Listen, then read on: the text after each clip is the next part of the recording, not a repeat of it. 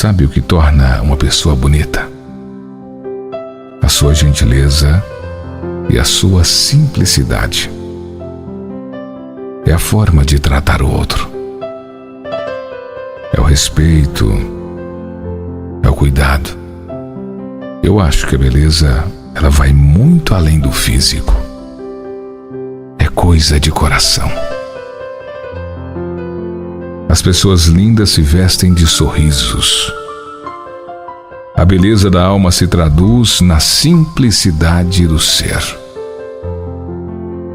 Um simples gesto de gentileza pode desabrochar um sorriso e salvar o dia de alguém.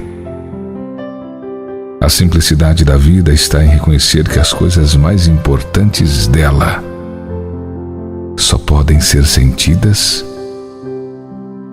e nunca compradas.